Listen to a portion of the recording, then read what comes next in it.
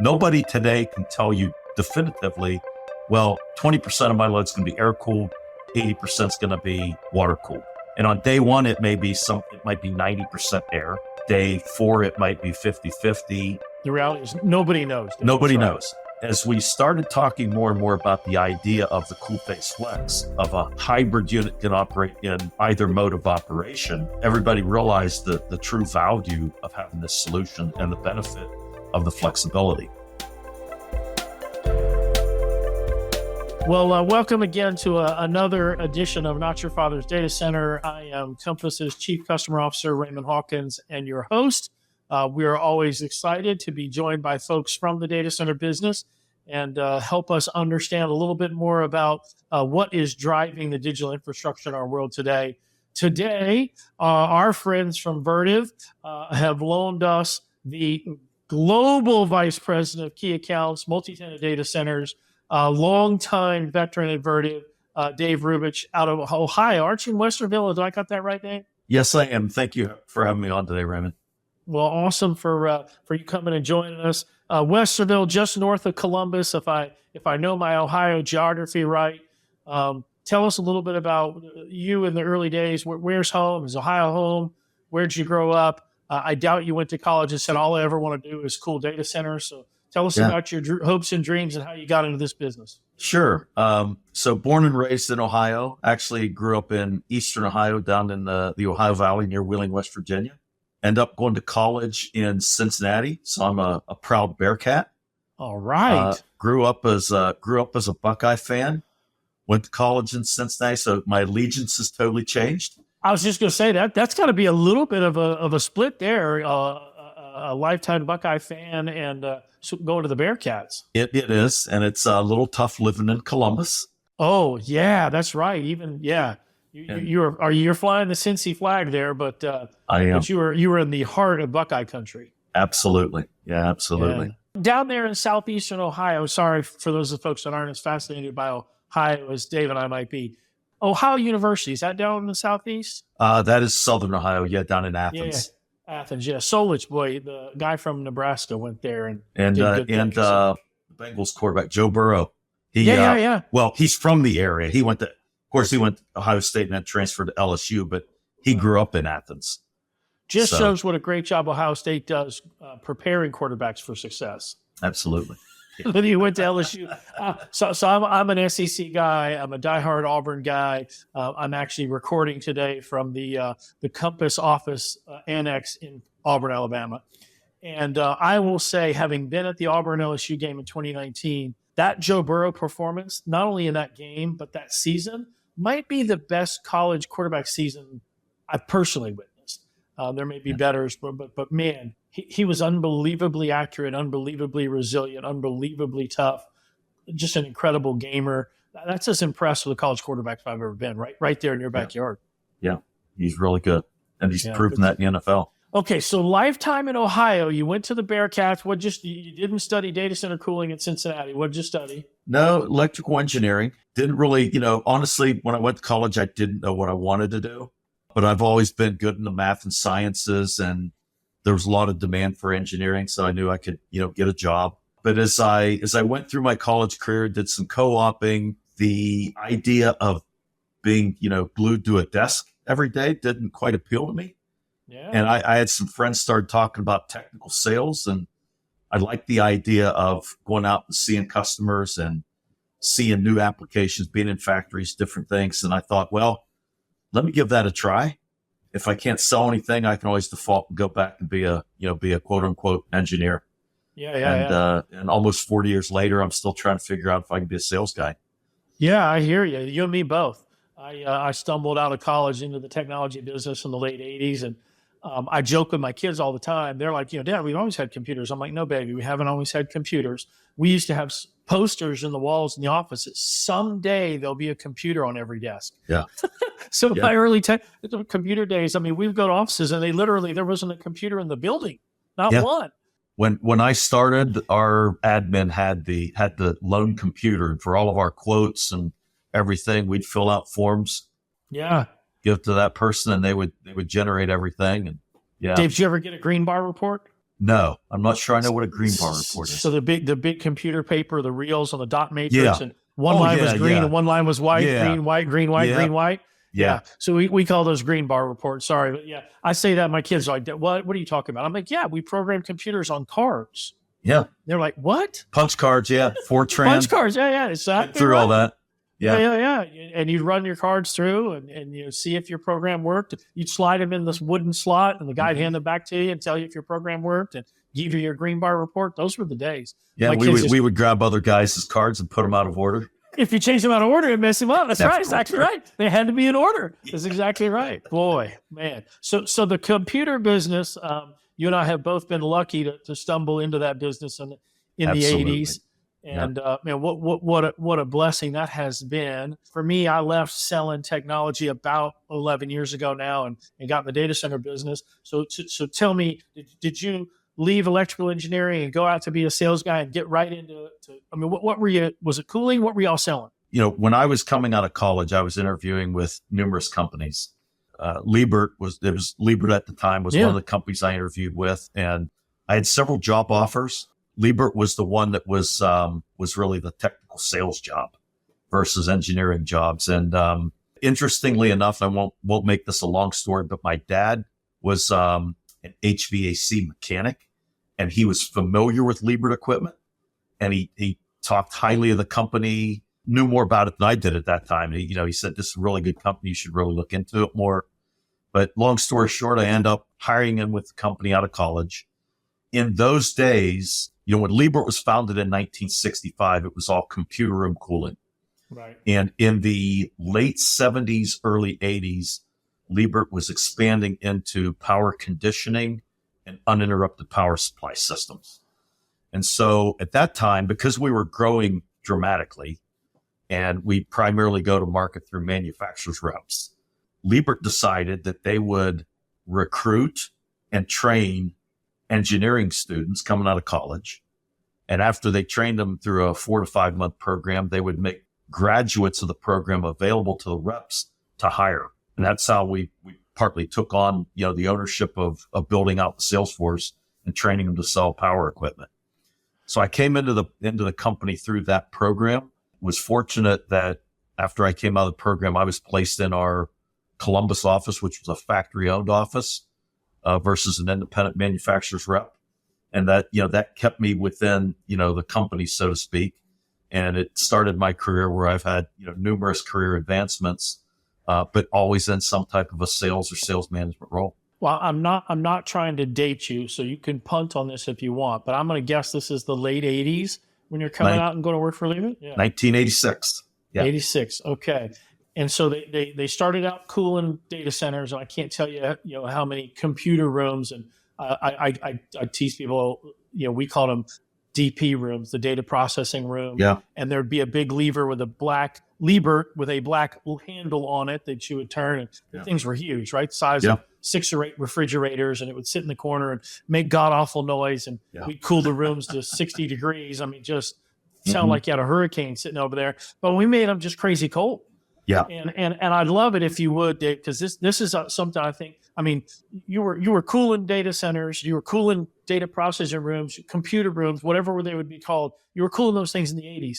We used to think you had to keep the room freezing. Will you take the folks that listen to us, I mean, with your experience and your exposure, how have we changed the idea of heat rejection in the data center? What were we doing then versus how we do it now? And will you talk us just a little bit through that journey? Sure. And I think part of the change there is the technology itself on the data center side, right? So you mentioned the green line reports. Back in those days, we didn't call it a data center, we called it a computer room. Yep. And we were keeping everything at generally the normal conditions were 72 degrees and 50% humidity, give or take, right? But it felt like sometimes it would be 60 degrees in there. Well, if you walked by the Liebert, it was colder than that because you were getting hit with all the air. Yeah. Yeah. And I can remember being in many, many data centers where, a lot of the operators worked in the data center, and you'd have ladies that would be wearing sweaters, and they would change the set points on the to try to keep themselves warm. Just like today, right? We just let them go in there and change the set point. Yeah. So, but you think about, like I mentioned, humidity control. So back when we had all those dot matrix printers and everything, if the humidity was too low, you'd get static. If the humidity was too high, the paper would jam. Right. So we really had to keep pretty tight tolerances on humidity. And then you had spinning tape drives and a lot of other rotary type devices in the data center. Much more analog style in that day. Correct. For sure. Yes. Yeah, analog equipment. And then back, I started back in the mainframe days, like the 3081s, the 3089s. We provided water cooling, which it's interesting how now the industry is coming back to liquid around. Cooling. Yeah. Which I'm sure we'll probably hit on that topic about we'll liquid spend cooling. a minute on that. Yeah. But you're right. I mean, you think about where we're at today, where we're trying to be more green and sustainable. And now we're running much higher temperatures and much higher delta T. So, we're trying to drive supply air temperatures as high as we can to make the equipment more energy efficient. So Dave, you alluded to the fact that the technology in the room has changed, right? We're not doing dot matrix printers, and we're not hanging tapes anymore. So thankfully, those days are behind us. But isn't part of why we're running the rooms at warmer temperatures, not just that it eats up less energy and it's more efficient, better for the environment, costs less money, but aren't we comfortable that the mean time to failure wasn't materially changed? The difference between running a room at 68 degrees and 76 degrees, it didn't have a material impact on mean time to failure. And we as an industry over years got comfortable that we didn't have to be down that low. That's a dumb guy's version of it. Is that right? You are 100% correct. Yes. And we follow a lot of the industry recommendations and standards from ASHRAE and the IT industry, the NEBs and communications. And a lot of those standards have changed over the years, and they're a lot more tolerant now of the operating windows that we can operate at, wider ranges of temperature and humidity, understanding that it's not going to have a negative impact on the reliability or failure rate of the equipment. Yeah. So I have a degree in basket weaving from an SEC school. You have a degree in electrical engineering from a distinguished school like Cincinnati. You brought up delta T, so we're going to let you take a crack at explaining delta T, because we have had this conversation on the podcast a couple of times, and I explained to people it's where you put two tailbacks on either side of the quarterback, and then that way they can fake how he hands it off and you don't know which way it's going. And that has not resonated with most of my audience. So I'm going to let you handle delta T, and I'll just stick with the wing T. Okay, so I'll describe. I love your analogy, but maybe I should run a single wing offense instead. Yeah, probably better. Yeah. So I guess the way I would think about it, easiest way I could describe delta T, if you're in terms of cooling, you've got the supply air, what we're pumping out into the room, which is the temperature we want to maintain the space at.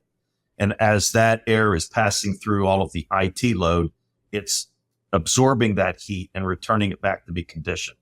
Just as an example, if I'm delivering 75 degree air into the space and I'm returning 95 degree air, the delta T is 20 degrees. It's the difference between the return air temperature and supply air temperature. I'm guessing, and again, I will demonstrate that I went to an SEC school and studied basket weaving. You can manage that spread on either end, I'm guessing. You could push the cooling temperature lower. You can push more air in, I'm guessing, increase the CFM, and that would help your intake air. There's multiple dials you can play with there, right? You're absolutely correct. And unfortunately, one of the things that we find today is many data centers will be designed at a certain delta T. It might be 20 degrees, might be 22 degrees. And the higher the delta T and the higher we drive the return air temperature, the more efficient the data center is. So if I'm comfortable with a 30, and I'm going to say this in non-electrical engineering terms, if I'm comfortable with a 30 degree delta T, I'm allowing my air I'm pushing into the room to absorb 30 degrees of heat before it exits the room. That's a lot. If I squeeze that down to 15 degrees, I'm saying I don't want that air to absorb near as much heat before it gets back in the cycle. And so that's a harder workload, if there's a better way to say that. Yeah, and that, when you think about the rooms that are designed and then how they're actually operated, if you're not at full load and if you're over provisioning the air, meaning I'm delivering more air than I need, then that air is going to return back to the unit instead of at 20 degrees, 15 degrees maybe. So you're you're providing more energy in moving air, with fans than is really needed. So with controls today, we want to separate the control of the fans to deliver just the right amount of air so that we're getting that delta T. And we want to separately control the capacity of the unit so we're not overcooling the space. We want to maintain a constant supply air temperature, regulate the fan speed to maintain a constant delta T. And we can dial in those fans pretty meticulously today, can't we? Yeah, because they're variable speed fans. Yes, sir. Yeah, right. Yeah. A lot different than the Lieberts I walked by in the 80s versus what we are doing today. Walk us through, how did it go from Liebert to Vertiv? What happened? Who got bought? Who got merged? Yeah. What changed? Do you mind us walking through the history of that? Because I know there are some people in our business that are as old as you and I that would love to hear the connection, because I don't think I could describe it. Yeah, I'll be happy to walk you through that. So Liebert was founded by a gentleman by the name of Ralph Liebert in 1965. Just again, I'll kind of make the story quick, but Ralph was a mechanical contractor. He was very innovative. He was involved in helping to patent the freeze drying process. Very wise HVAC mentality. And back in the 60s, if you recall, was when the first mainframe computers were coming to market. And he was getting involved in these applications where he was doing build-up systems to do temperature and humidity control. And so he got the idea of building a packaged unit that could do both the temperature and humidity in a single unit. He took that idea and basically started Liebert Corporation. So the Liebert name came from the founder of the company, and that was in 1965. Then I joined the company in 1986. And about 6 months after I joined the company is when it was announced that we were going to be acquired by Emerson Electric. And we operated under Emerson for roughly 30 years. And Emerson had 5 major platforms at the time, the very conglomerate of different businesses. But one of their platforms, they called it network power. There was a lot of synergy between those companies. So ASCO, which made transfer switches, which is a big part of the data center industry. You put that on your generator to switch power. ASCO and Liebert were the 2 big building blocks of the network power platform. And they bought a bunch of other bolt-on companies like DC power companies, transient voltage surge suppression, racks, just other companies like that were all synergistic. So we had a whole platform that really served the data center and the telecommunications market. So I said we operated under Emerson for about 30 years. In 2016, Emerson decided to divest of network power. I think part of their thinking at that time was, Emerson is very good at being a best cost producer. And, they make things like compressors and garbage disposals and different things like that. So they're very good at making a few variations of something and making many, many, many units over time. Like think about different models of garbage or disposals, incinerator, things like that. Liebert didn't fit that business so well because every job can be a snowflake. There's variance, right? So and also the pace of change coming on about the time they sold us, where we need to turn over our product platform, our portfolio in 3 years, not 20 years. So I think, maybe other reasons that led to them also, but Emerson decided to divest of the whole platform. And so we were bought by Platinum Equity, a private equity firm. And that's when we changed our name to Vertiv. What year was that, Dave? That was 2016. Okay. So not quite 10 years ago. Yeah. And we went public then. I think it was either 2019, 2020, right in that time frame is when we went public. Okay. That's a super helpful understanding of the journey. Am I losing my mind, or did the Liebert line operate with that name inside of Emerson? Weren't there still? Okay. I thought so. Because I was like, I know I've seen Liebert gear long past, 1988. So it was still, the product line was just an Emerson company, but the product line was still Liebert. Correct. And we still have different products that we'll call it a Liebert something or other. But when you look at the product, it's going to have the Vertiv badge on it. But it was just in that thermal management, I think is what you called it, division of Emerson. That's correct. Yeah. Got it. Okay, cool. That's helpful, because I did not know when people would say to me, Vertiv, I'm like, hey, these guys are great. And they're like, oh yeah, that came from Liebert. I'm like, wait a minute, did what? I did not know the history there. Okay, so you took the Vertiv name in 16, went public in 19. So you have been in the Columbus office for 4 decades, despite the changes around you. So you are institution, I've got to think, inside Vertiv / Liebert land. As I say it now, I'm in the 1% club. So, one of the amazing things about this company is the number of people that have worked their lives here. It's not uncommon to have people retiring at Liebert that have been here for 45, close to 50 years. It truly is a family. That's pretty awesome. Yeah, it is. Yeah. And it's rare to see. But was Mr. Liebert a Columbus guy? Is that, you said he was a corporate office? Was he from Ohio? Okay, yeah. I didn't know that either. Okay, I think he might have originally been from Cincinnati, but he moved up to Columbus, and he had another business called Capital Refrigeration before Liebert. Over the years, I always felt like a rookie, even I'd been here 25 or 30 years, because I look at the guys above me that have been here 40 plus. Yeah. But now that I've been here 38. I look around and see who's been here as long as I have, or even longer. I'm in that, I'll say, the 1% club now. Those young bucks that are having their 25th anniversary. Yeah, you're like, welcome, newcomer. Well, I actually had a guy that reports to me that just had his 25-year anniversary last week, and I was kind of joking too about that. Yeah, I remember when I had my 25th anniversary back in the 90s. It was great. Yeah, pretty awesome. That's good stuff. All right. Yeah. All right. Well, let's, so appreciate hearing your Ohio history. Appreciate hearing, I had no idea, 38 years. That's pretty awesome. Thank you for telling us the Liebert to Vertiv journey and the Emerson way station in the middle. That's pretty cool. Let's talk a little bit about a couple more subjects. You mentioned, and I have a lot of fun with this with the younger people on the team. They go, hey, we're going to do liquid cooling because, AI eats up so much power. And I'm like, hey, guys, we have done liquid cooling from the beginning. We were liquid cooling computers before anybody did air.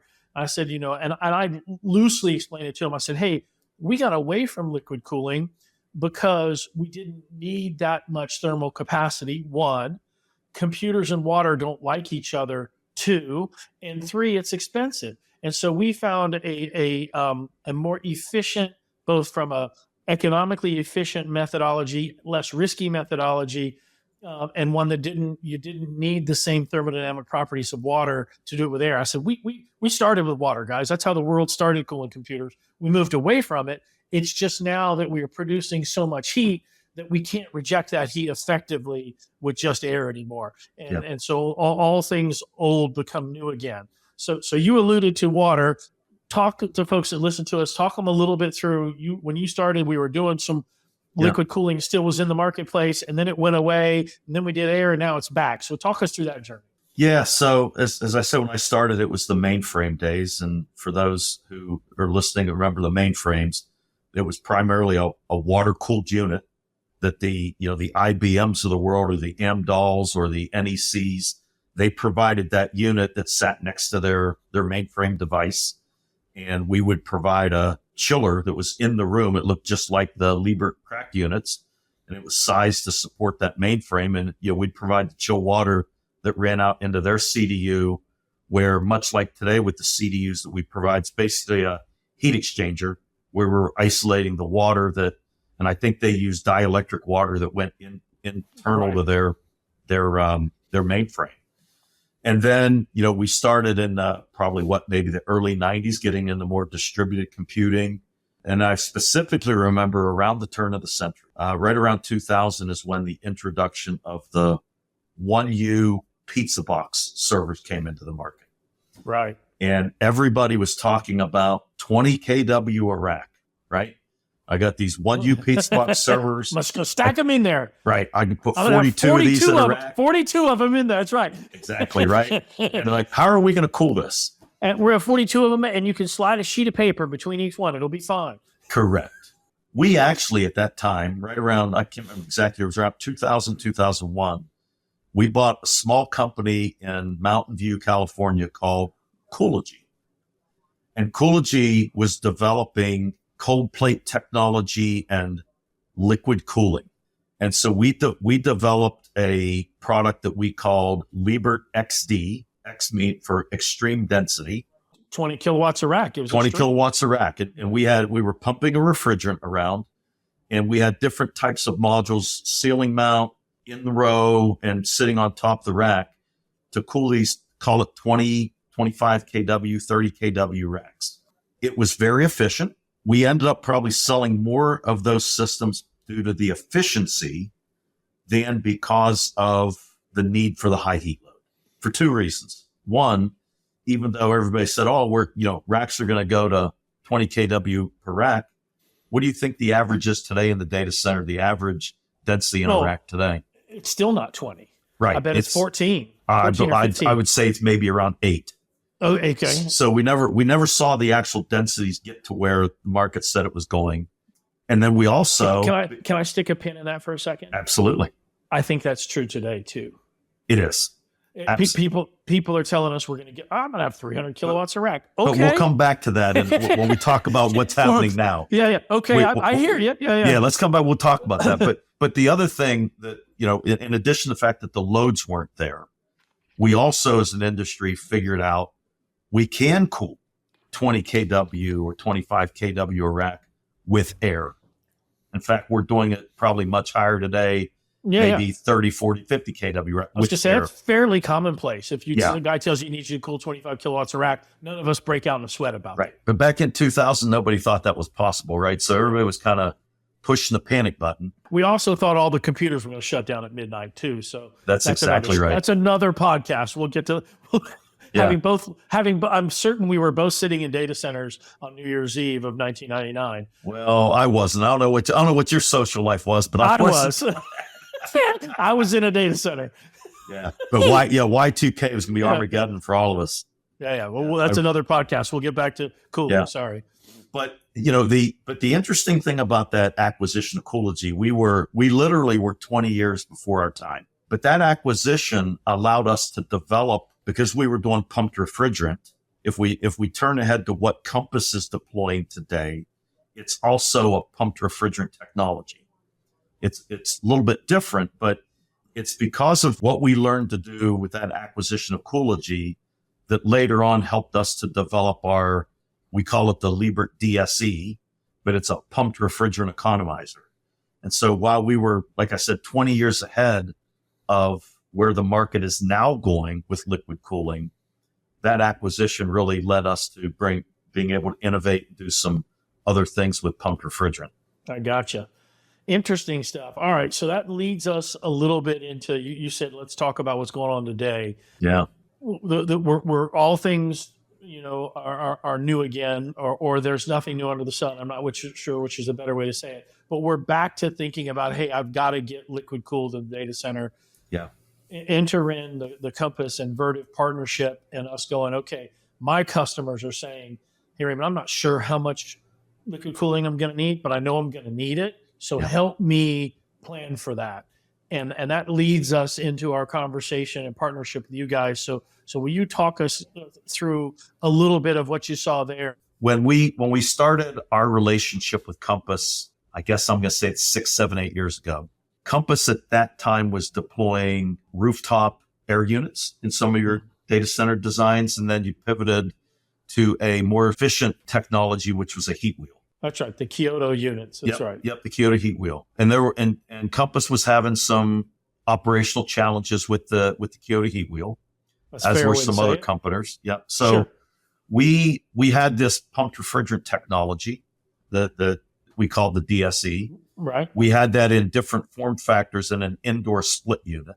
And as we were having companies come to us trying to figure out, what solutions we could offer to help them with their heat wheels or replacing of heat wheels, we were looking at, maybe doing evaporative cooling and different things.